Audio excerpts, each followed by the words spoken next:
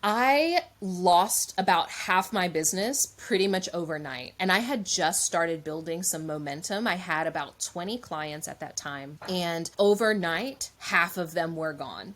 I'm an entrepreneur. At the time, my husband was also running his own business. So it was a matter of like, are we going to be able to pay our bills and eat and have the things that we need?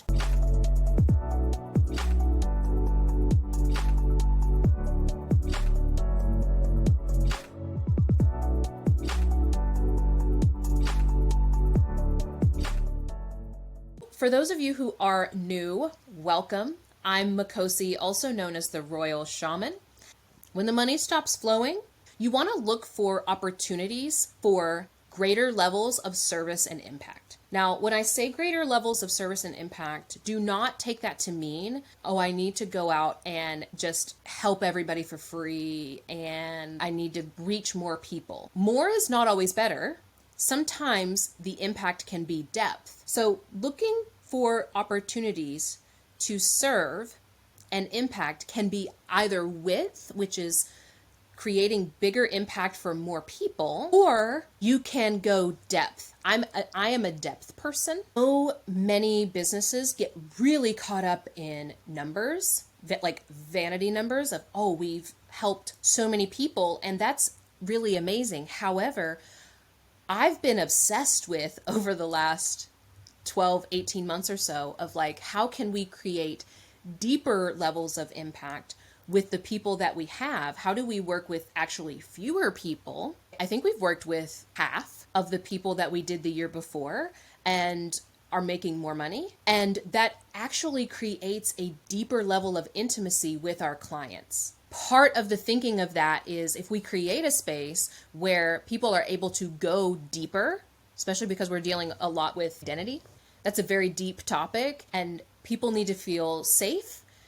Sometimes they need time, and we can do that because we are focusing on depth. When you're shaping leaders and supporting them in their highest calling, we create our impact by supporting those leaders in the deepest way we can, and then that effect ripples out. Along the same line, you've really got to understand perceived value. If we're talking about looking for opportunities to create service and impact, you've got to get out of your own ego about what you think is important. You want to start with paying attention to, like, who do I genuinely care about in this world? Who do I want to see do well? Who do I actually enjoy spending time with? For me, that is like ambitious women who many of them have kids or have a significant other.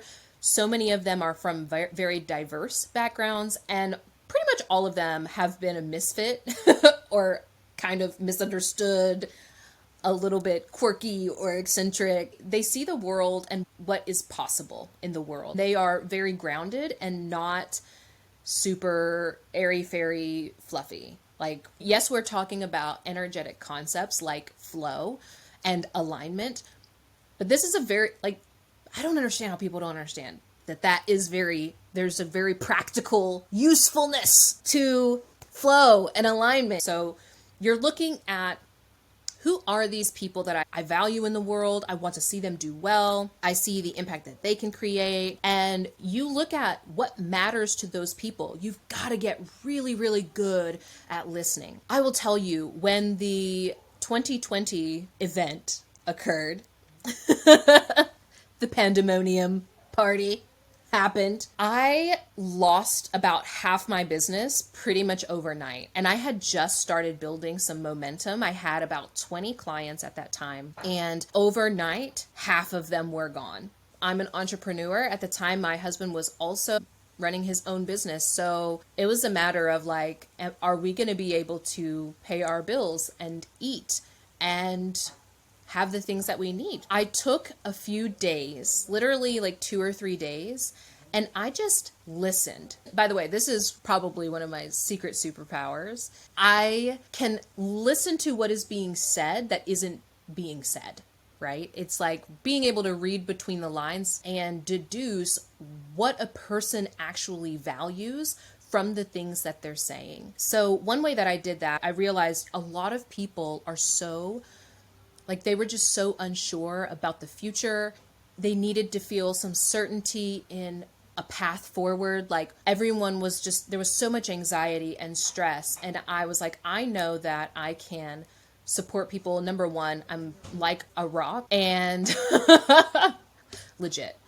So immediately what I did was I started offering pay what you can intensives. I had people who were able to choose their investment levels, and there were actually a few who couldn't invest anything, and I still did them anyway. I'm really proud of that because I know for sure most of them did well, but there's one in particular that comes to mind who at that time could not pay. She was in the middle of launching a restaurant when everything got shut down, and she was so terrified. So I supported her in that. And by the way, she has a thriving restaurant now. It's been 3 years, and the restaurant business is difficult anyway. And she launched in that period of time when everything was restricted and closed down. And now she's created so much success in her restaurant. So that perceived value, super duper important. This is what makes making money easy, when you are able to understand how people value what they perceive as valuable. And then all you're doing is matching your innate genius, your unique characteristics, your skill sets and knowledge that you've embodied to a point where it's become wisdom. You just deliver that in support of what matters to the other person. And when you start doing this and you make a habit of it, you just see money everywhere.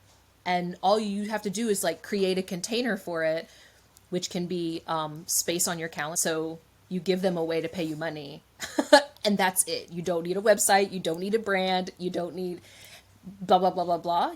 You can just be making money anyway. The next, or the last, it's like the last two, but they kind of go together, is you really want to examine the stories that you're telling about where you are in reality or what's happening financially. So you want to examine, are you saying things like, I'm broke? Are you telling stories that actually aren't serving? Let's say that the money stopped flowing. It could be either your income decreased or your expenses increased unexpectedly. And one thing I see happen when, let's say, a tax bill comes due that you just weren't prepared for, I will see somebody, or I'll see lots of people say something like, oh, this always happens.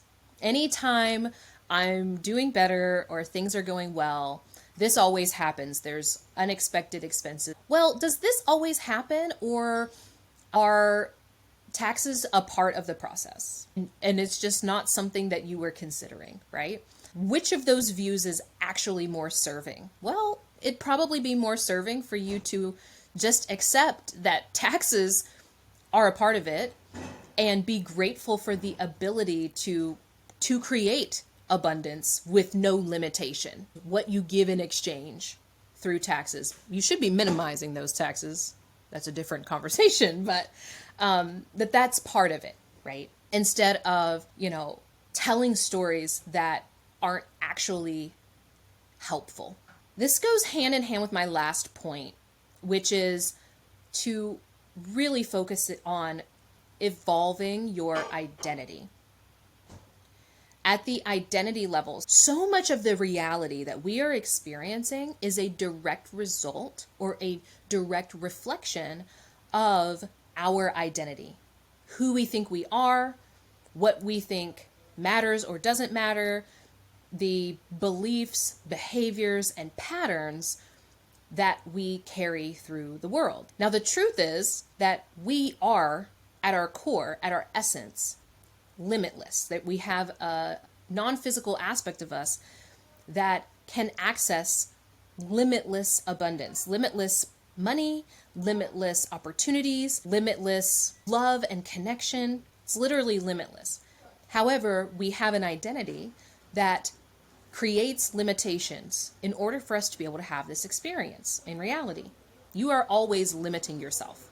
That is a fact. So when we start recognizing our patterns and pay attention to where those are coming from, what is that identity? Is that identity serving me when I'm speaking with someone. They often want to just skip to, Makosi, tell me what to do about blah, blah, blah, blah, blah to make the money start flowing, right? Or to take me to the next level or solve this issue. And you can take all sorts of action. However, if you haven't examined where that's coming from and is it actually in alignment with what you want to experience in reality, it's not going to be serving you at all.